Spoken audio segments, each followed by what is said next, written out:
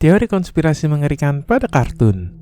Kota yang SpongeBob tempati adalah Bikini Bottom, yang mungkin terinspirasi dari Bikini Atoll, terumbu karang di Kepulauan Marshall yang menjadi lokasi uji coba senjata nuklir Amerika antara tahun 1946 dan 1958. Hal ini menimbulkan teori radiasi nuklir menyebabkan mutasi pada kehidupan laut.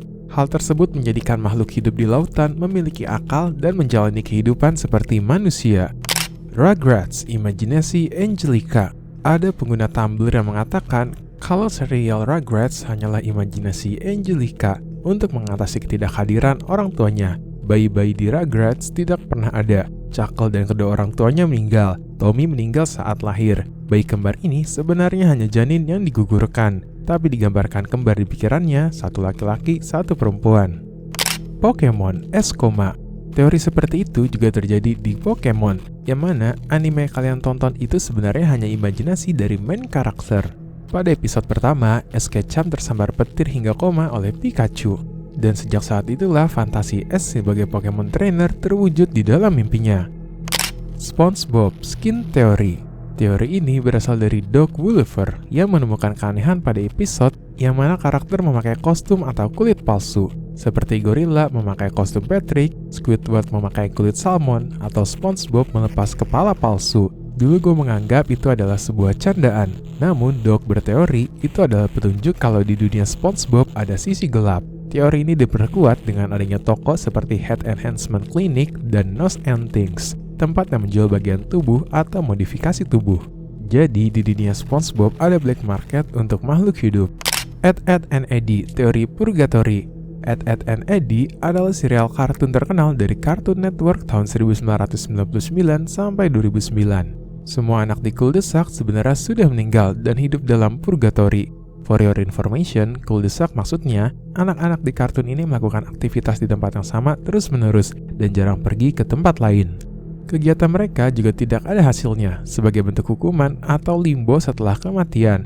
Teori ini diperkuat dengan jarangnya muncul karakter orang tua, dan kalau ada, hanya suara samar atau bayangan. Anak-anak ini lahir di zaman yang berbeda, antara tahun 1900 sampai 2000. Aladdin berlatar di masa depan. Ada yang berteori, Aladdin 1992 bukan berlatar di masa lalu, melainkan post-apokaliptik. Genie pernah mengatakan kalau dia terkurung di lampu selama 10.000 tahun. Genie juga memiliki referensi pop culture dari zaman modern, seperti meniru Elvis Presley. Karpet terbang yang dianggap ajaib sebenarnya adalah sisa teknologi hover yang disembunyikan di Cave of Wonders. Timmy Turner, Cosmo dan Wanda bukan peri. Ada teori yang mengatakan kalau Timmy Turner sebenarnya memiliki hidup yang menyedihkan. Dia diabaikan orang tuanya, memiliki babysitter yang abusif, sering dibully, dan selalu merasa sendirian. Hal itu membuat dia mengkonsumsi antidepresan. Lalu muncul Cosmo dan Wanda yang merupakan simbolisasi dari obat yang diberikan. Scooby-Doo berada dalam masa depresi ekonomi.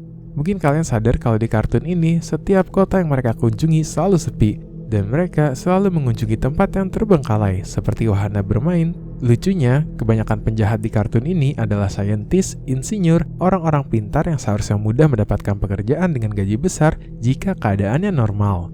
Namun mereka menjadi penjahat dengan menipu orang agar bisa mendapat uang lebih cepat. The Loud House, anak adopsi. Pada kartun The Loud House, Nickelodeon Loud dianggap anak adopsi karena hanya dia yang rambutnya berwarna putih di keluarga. Namun teori tersebut dibantah pada episode Not Allowed, dan warna rambutnya berasal dari sang kakek. Danny Phantom dan Timmy Turner adalah orang yang sama. Teori ini muncul karena mereka dibuat oleh orang yang sama, Butch Hartman. Awalnya, Timmy Turner kehilangan Cosmo dan Wanda ketika dewasa, lalu berakhir menjadi Danny Phantom. Bisa dikatakan, Danny adalah Timmy versi remaja dengan nama baru dan hidup baru. Pinky and the Brain. Sebenarnya Pinky yang jenius.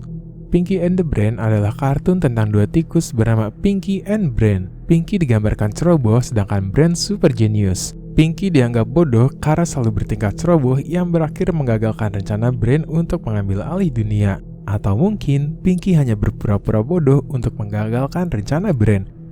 SpongeBob, karakter utama, menggambarkan efek obat terlarang. Teori yang satu ini cukup kontroversial karena beberapa karakter utama dianggap menggambarkan efek dari zat terlarang. Seperti SpongeBob dianggap kecanduan jamur halusinogen karena memiliki imajinasi yang liar. lalu moodnya dari yang sangat bahagia tiba-tiba menjadi ketakutan. Teori itu mirip dengan efek good trip dan bad trip dari jamur halusinogen. Nyonya Puff dan Tuan Crab dianggap kecanduan kokain karena membuat pengguna mudah emosi, seperti Nyonya Puff ketika berurusan dengan SpongeBob dan Tuan Crab berurusan dengan uang. Squidward dianggap kecanduan heroin berdasarkan sifat dan perilakunya, seperti menipu, kinerja yang buruk, menghindari kontak mata, dan perubahan mood yang drastis. Patrick dianggap kecanduan marijuana karena selalu santai dan sangat malas. Cara dia berbicara juga sangat lambat dari karakter yang lain. Hanya Sandy yang dianggap terbebas dari obat-obatan. Pokemon, ayahnya Ash.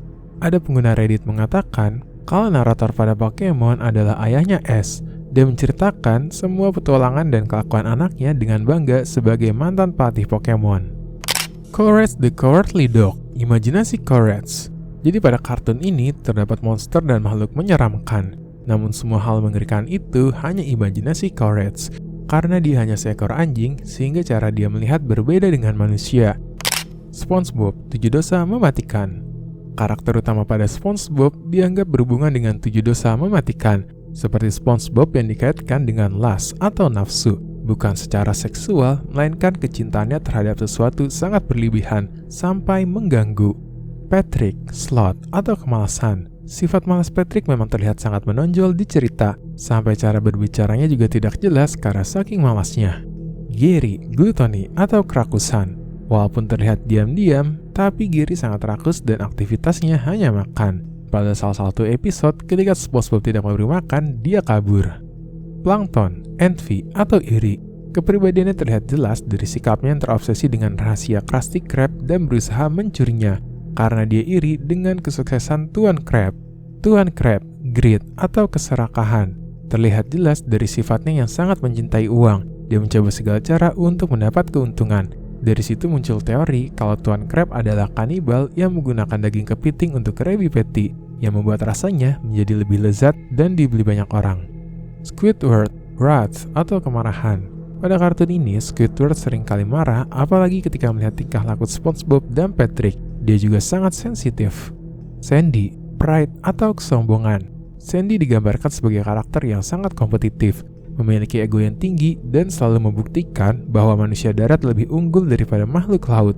Tapi semua teori konspirasi kartun ini hanya buatan penggemar. Tidak ada konfirmasi secara resmi dari pembuat kartun. Para penggemar hanya bersenang-senang dengan pikiran mereka dan mencocokkannya dengan kejadian-kejadian yang ada.